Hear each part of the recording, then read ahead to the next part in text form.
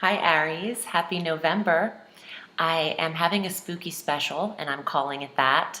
If you purchase a 1 hour session with me in the month of October through the full moon of the 4th of November, you will receive a free 10-minute reading, which is a $40 value that I could either tack on to the end of your 60-minute session, or you can use that 10-minute free reading at any time for the remainder of this year. So that's something to consider. I've never done something like this. I'm just trying something new for the Halloween season and Thanksgiving's or November's full moon. So during this forecast, I am shuffling the Ludi Lascaux Tarot, which is a deck that I purchased right in the heart of the French Quarter. Love this tarot deck. And if you're on my Instagram page, you can see some of my decorative series using this deck. So check out all of those. Let's start the forecast. On the 4th, we have our full moon. And this full moon is at 11 degrees of Taurus. And this month is actually focused on your financial sectors, both the 2nd and the 8th house. But for the month of, October 23rd, your 8th house became very powerful, and it will be for the next 12 months of this year. And the theme for Aries is focusing on what you don't need, tangible items, the removal of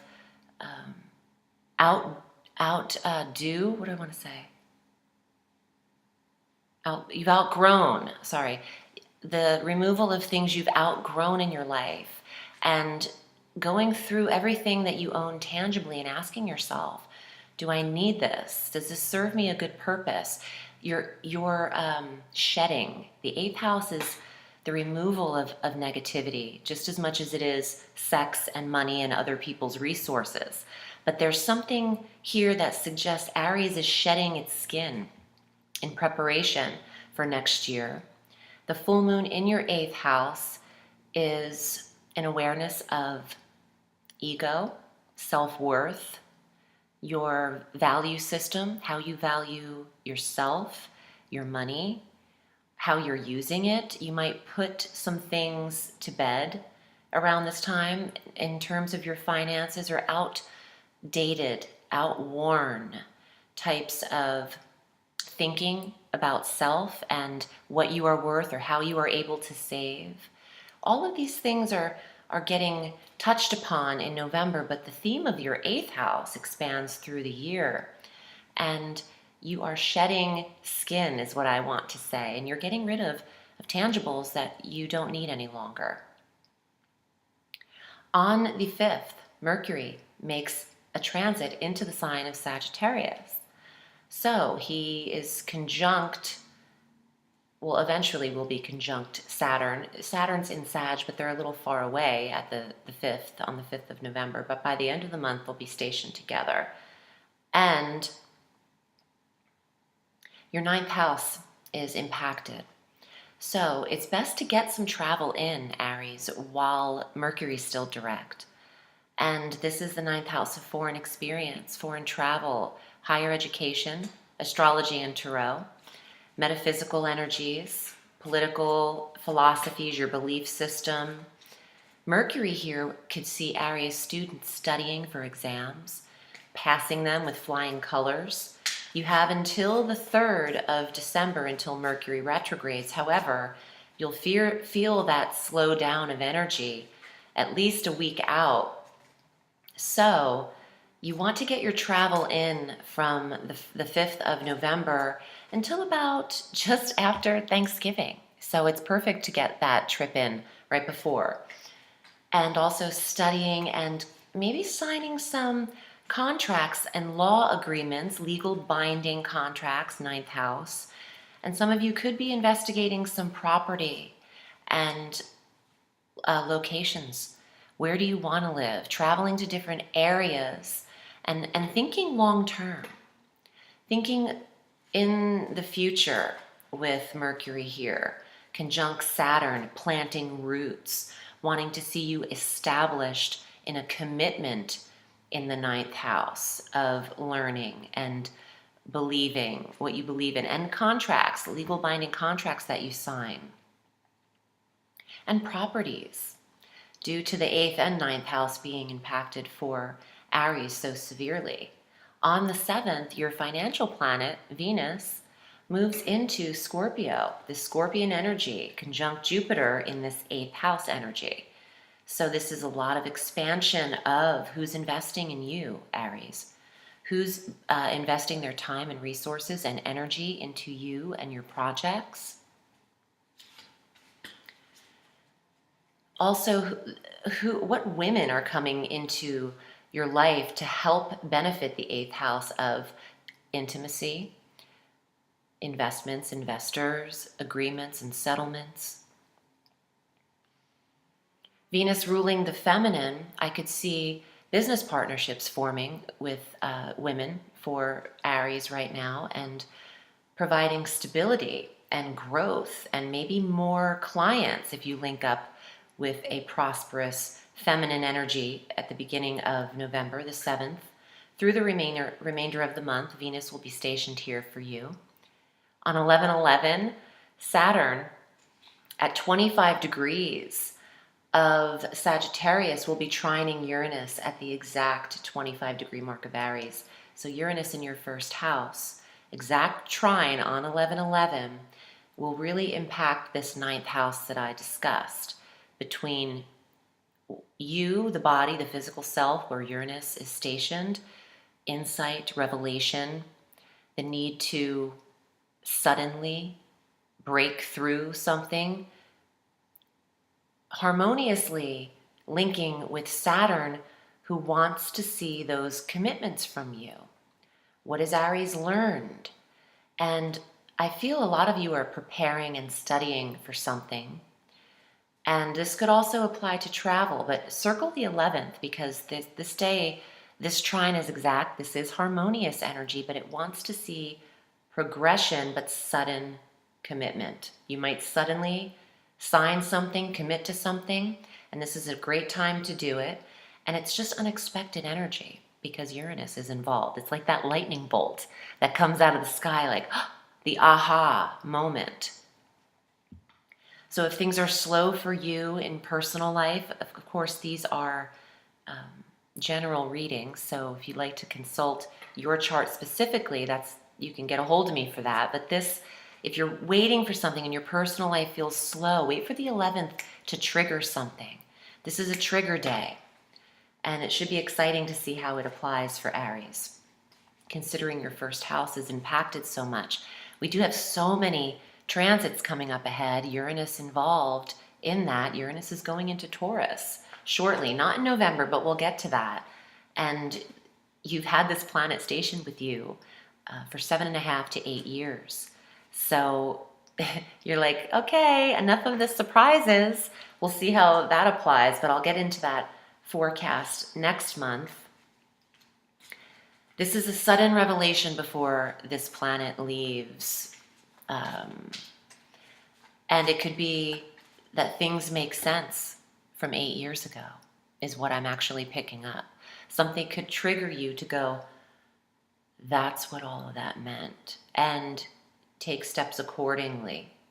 Making something official is important on the 11th. On the 18th, we have our new moon at 26 degrees of Scorpio, this 8th house energy. New intimacy, new sex, new property, new investors. If those of you waiting on inheritance or family money to push forward, you could receive insight around the new moon. Setting your attentions in the 8th house is powerful. Again, sorting through what you don't need could happen all through until the 18th, and then you'd made room for replenishment. If you think about how we breathe, when you breathe in, your stomach expands outward, and you breathe out, and it contracts in. And the visual I'm getting of this and the message is, just because you are removing doesn't mean you have less. You're making space for more. You're making space for the right people, tangible items, and the space for the right fillings, just like breath. And I saw someone breathing in and out, contraction, and then the receipt of filling the body with air. And it's just a symbol for me, this vision, the clairvoyance I received, of how just because you're getting rid of things doesn't mean you're doing without. You're filling the space with more positive flow in which you can receive the right things that you need, the right things that will be attracted to you for business, for intimacy. Because the 8th house is a duality. It's not just your sex. It's not just who you are in relationship with or intimate with.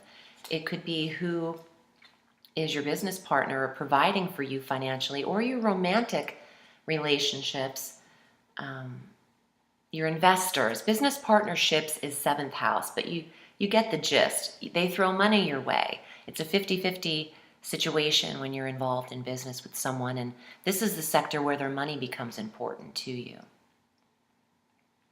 On the 21st, our sun enters Sagittarius, 9th house. Some of you Aries, and where there's fire, that always works for Aries. So the sun in Sag will trine any placements that you have in Aries. Please check your sun sign, your moon, and your ascendant for these forecasts to get a full scope of your month. But you're just going to make a tail end of a trip here before Mercury will retrograde on December 3rd. So the sun, the life force in Sagittarius, this works for Aries. Foreign trips, holidays, happy Thanksgiving, family time. And some of you might be bringing your books with you too, and your tarot cards, because the 9th house is all that you are attracted to in the metaphysical.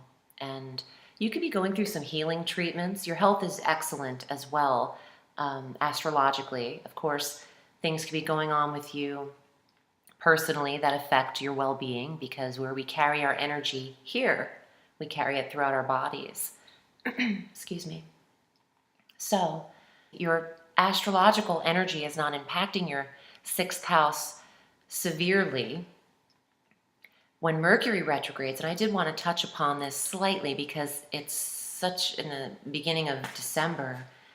Mercury retrogrades at 29 degrees of Sagittarius, where the sun had entered 10 days before. And Mercury will retrograde here through the 22nd of December, back to 13 degrees of Aries in this 9th house. So you really don't want to be in a foreign location or dealing with foreign travel unless you want delays and want and want some unnecessary, miscommunications. Everyone has to plan their lives accordingly. The astrology is here as a guide and a tool. So just plan ahead and double check traveling if you have to travel in that period. And also, if you're taking exams, you really need to do the extra study at that time, because it's hard to retain information in Mercury's retrograde. He is the planet of information. So you want to double check everything there. I'm going to draw the cards for Aries, and if you'd like to book with me, don't forget I am having a special. And in the 4 years I've been on YouTube, actually, is it 4 or 5? 5. Oh my goodness. I've never done a special, so it's just something that I felt like doing. I even decorated some Halloween ornaments this year around my place and outside. So I'm just kind of in the spooky spirit special. So don't forget, if you'd like a reading, now's the time to get one with me. And that's an hour-long purchase for an Astro Tarot reading. And you would get a free 10 minutes.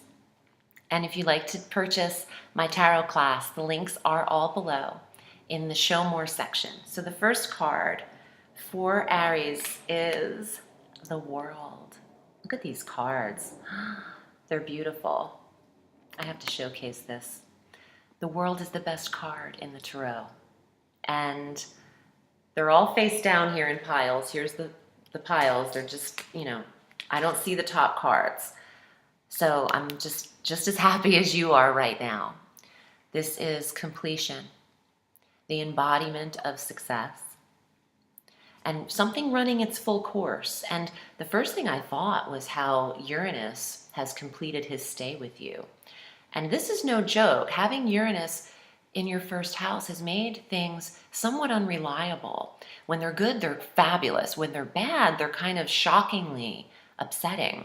So it's okay that this planet moves out of the first house of self and body, because how Aries has been receiving change and news could have been turbulent over the course of 7 to 8 years. And we'll get into that. Ooh, Ace of Coins. Look at Ludi. This is her. The artist drew herself in the aces of this card. So in every ace, you see a depiction of Ludi. And the Ace of Coins is 2nd and 8th house of money. It is an offer. And upright especially, it is an opportunity. It is earth. It is finances that can ground you. It's a new source of health and wealth.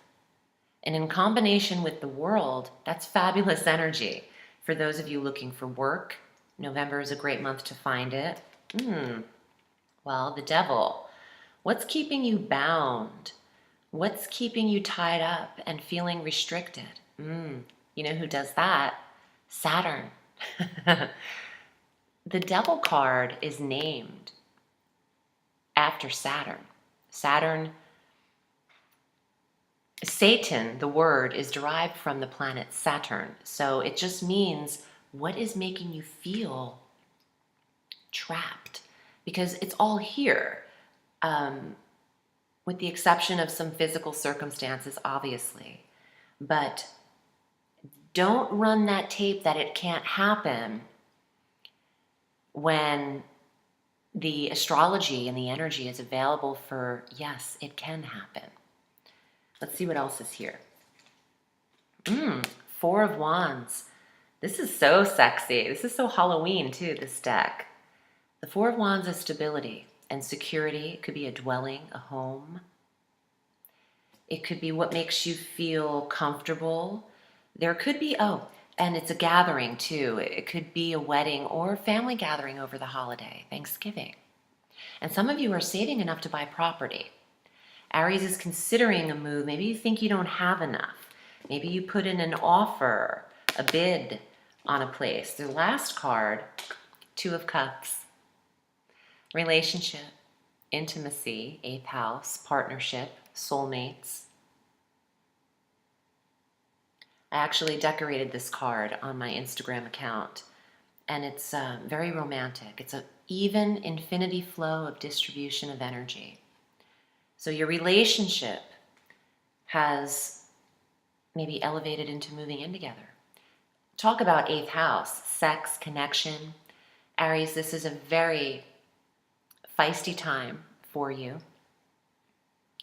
And you have inspiration in your money sectors.